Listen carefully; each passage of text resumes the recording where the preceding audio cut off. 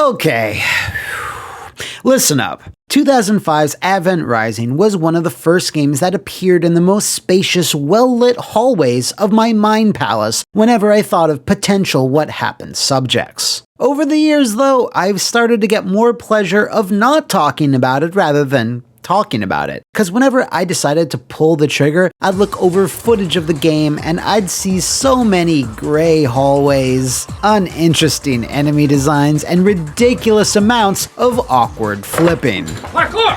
Parkour!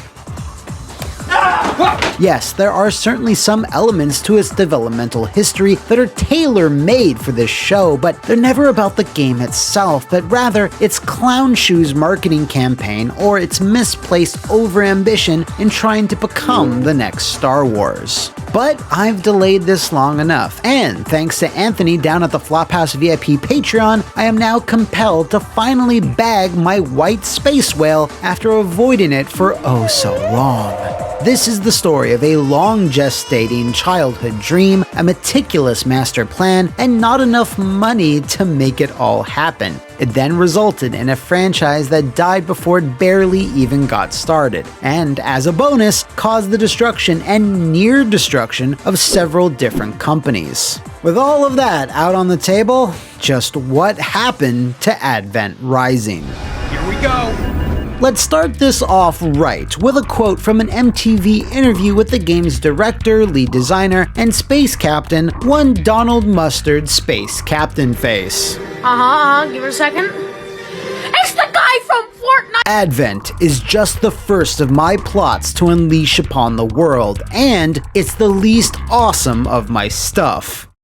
He said that. Anyway, Donald and his brother Jeremy spent their youth dreaming up sci-fi universes and various other space operas, which inspired them to get into filmmaking. But it was an obscure PlayStation RPG called A Final Story 7 that showed them just what the medium of video games could do. Its rich steampunk fantasy setting, combined with cutting-edge CGI cutscenes, was all it took to convince the duo to eventually study silicon graphics rendering in college, which then landed them jobs at venerated video game development studio GlyphX. Never heard of GlyphX? Well, there's a reason for that, and it's because I lied to you about 5 seconds ago. This guy's got some balls. GlyphX specialized in making marketing images and box art for video games, not the games themselves. To their credit though, they did put together some absolute bangers in the early 2000s, such as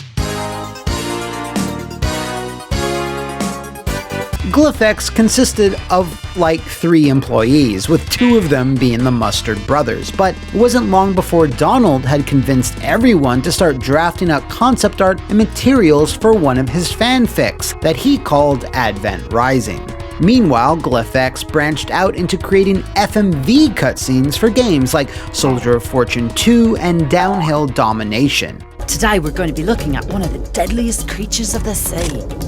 The great white pointer. It was around then that the brothers had the rough idea for the game mapped out, and contacted Orson Scott Card, the writer of such sci-fi fare as Ender's Game, to help them hammer out a script. While the main ideas, characters, and broader strokes were all handled by Donald, the actual character dialogue would fall to Mr. Card, who had accepted the offer. With him on board, they sought a publisher to bankroll the whole project. But because they had 0 experience and were pitching a trilogy with various tie-in novels, comics, and tons of other crap, they received a huge variety of rejections from across the industry. After a solid year of this, though, their 27th choice of publisher, Majesco, finally said yes. Majesco, a company deserving of their own dedicated what happened that I'm sure I'm gonna also avoid doing for years. Now, while Jesco tended to publish just about anything and everything they could get their hands on, what they did lack was their own AAA franchise, their own marketable Doom, Zelda, or Resident Evil. So the idea of actually finally owning one had a certain appeal. Interesting that you would infer that. The problem was, though, that they couldn't really afford to. They were only able to hire 12 other employees who were then added to the GlyphX team, compared to the hundreds hired to work on things like Halo or Splinter Cell. This was because a huge allocation of the budget was being reserved for marketing, while a paltry $4 million went into the actual development. When you consider what they were attempting to do, craft a big sci-fi world, lots of cutscenes, dialogue, vehicle sections, and an Xbox and PC version, well, it's no surprise that this game is now on What Happened. But how did the tiny team manage to actually pull this off? Well, Mustard said it best with, "We just bled through our eyes," which isn't something to brag about, dude. I mean, have you ever even seen the show before? Yes, what followed over the game's 28th month development period was long hours, crunch, long hours, and even more crunchy hours that were long. This did result in some innovations, like very few actual load times, the ability to pause its lengthy cutscenes, and something it called flick targeting, which they were hopeful would change the way gamers aimed in third-person shooters. It did no such thing. So obviously, these factors, an inexperienced team taking on an ambitious action-adventure as their first game, limited with a small budget and short time period by their publisher, was always going to be a stressful, rushed affair. Not only that, Mr. Mustard was also busy with satellite projects that were surrounding the generic world of Advent Rising, which included future games. Now, when you're designing something, movie, game, whatever, you still want to make it feel self-contained, to be fulfilling and robust on its own. Yes, it is possible to create part 1 in a continuing narrative, but it's still always a massive risk in which to do so, and Advent Rising was a massive risk. Many characters, bits of lore, and plot lines were not fleshed out, because they would be in later games or other media. This included the first chapter's ending, which was left hanging on a massive cliff. If you did want more lore and backstory, well, you would just need to buy the comic.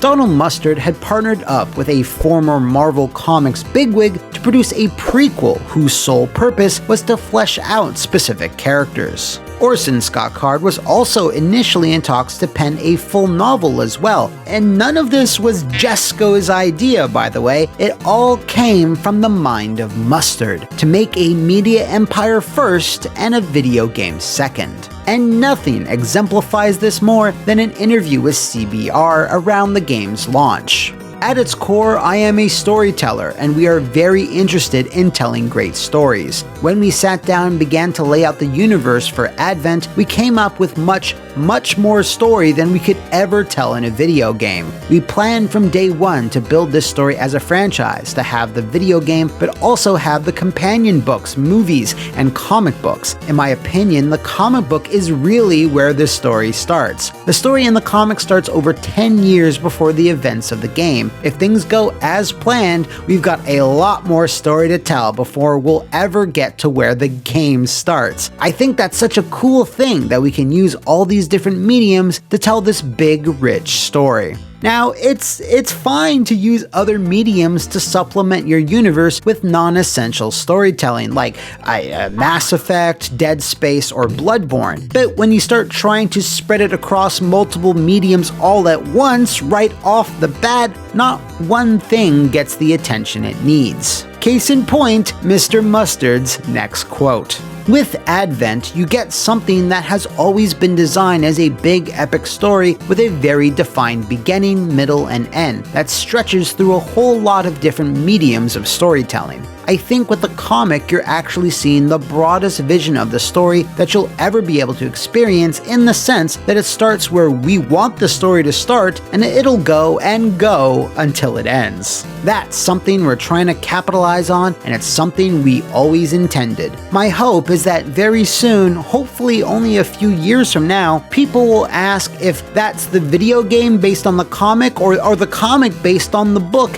etc. I want people to be confused about where its origins are, because it's just a good story. Oh my god, fucking legendary! Anyway, with all of you reeling from that quote, struggling to get back onto your feet, it's time to discuss the thing that Advent Rising is most famous for. Right on the box. Yeah, right there. It claims that you can win $1 million with more info on the back. This contest, which was dubbed the Race to Save Humanity, amounted to a series of symbols players were tasked with scouring the game world for. The first player that managed to find them all would then be $1 million richer, but, and this was a big but, in 2005, confirming and receiving entries for this contest wasn't exactly possible.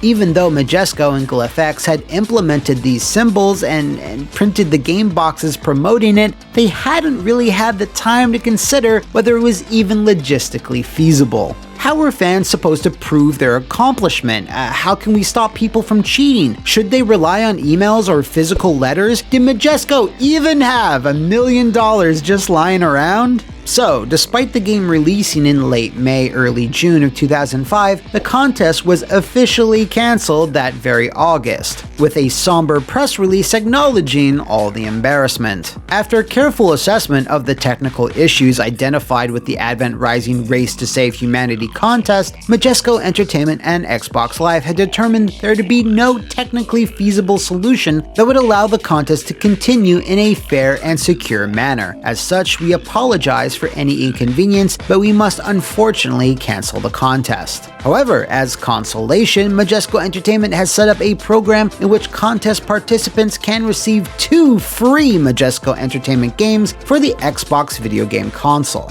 Some people have theorized that the entire contest was just a marketing stunt and that they never intended to pay the money out. Okay, that doesn't feel good. Regardless, to grab these free games, you had to send Majesco a bunch of information and proof of purchase to nab either Blood Rain 2, Psychonauts, Raises Hell, Guilty Gear X2, and Phantom Dust. Must allow 4 to 6 weeks for delivery and must be 17 years or older for Blood Rain 2. Make no mistake, this absolute cluster is Advent Rising's legacy, equaled only by how unfinished the narrative is. While exact sales numbers are not known, they were low enough that it greatly hurt Majesco, as they had spent untold millions on marketing and trailers. Some of you out there, most likely Liam, probably remembered seeing an advert for it in theaters, in front of Revenge of the Sith no less, which couldn't have been cheap. What also contributed to the low sales were the mediocre reviews. Praise was given to the shooting mechanics, the ambitious narrative, and the game's operatic score, which was produced by Tommy Tallarico, who's been in the news quite recently. See you soon, Tommy. However, Advent Rising's negatives, bland graphics, forgettable characters, stilted dialogue, Excuse me, Mum, but I can't kill him if you're in the way. and a complete lack of polish and numerous bugs were enough to send it to a one-way trip to the bargain bin. To its credit, the PC version, which arrived a month later, benefited from extra time and less bugs, and is seen as the definitive version.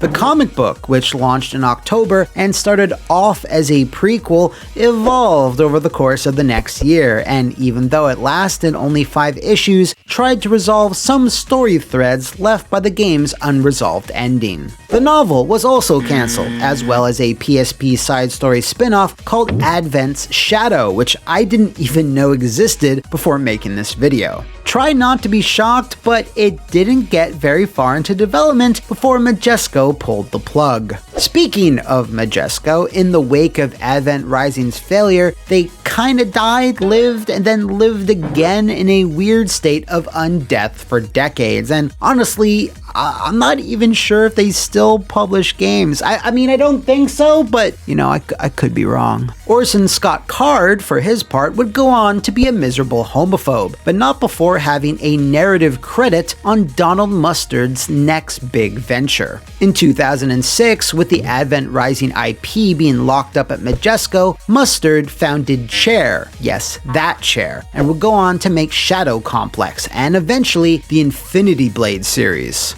This at least showed that he had learned something from Advent Rising, opting for much smaller scale focused games that didn't try to be more than what they were. Eventually, Chair was acquired by Epic Games and were then shoved deep into the Fortnite mines, from which they have never returned. Nowadays, Advent Rising is remembered as that one big game that was released during the transitional period between the 6th and 7th generation of consoles, where ambition was vastly outpacing budget and time. And of course, the contest. Everyone kind of remembers the contest. There is a chance, though, that the Advent, could rise once again. In 2020, Ziggurat Software announced they had acquired several IPs from McMuscles in a going-out-of-business fire sale, I imagine. This included Raises Hell, Blood Rain, and yes, Advent Rising. And unlike a lot of similar "we have the rights to this IP now" stories, Ziggurat has actually made good on their acquisition. In the last year, they've released modern remasters of Blood Rain 1 and 2 on PC, with Betrayal coming down the line. So, it's certainly possible that in the future, someone out there could still save humanity and win that $1 million that McMuscles so cruelly denied us all. But I still kinda doubt it. If you know of any other sci-fi universes that famously crashed and burned, no, I don't really want to talk about Battlefield Earth right now, let me know in the comments below, over on my Twitter, or take a spaceship ride to the Flophouse VIP Patreon and become a big boss and nominate the subject you'd like to see next. See you next time, and thanks for watching!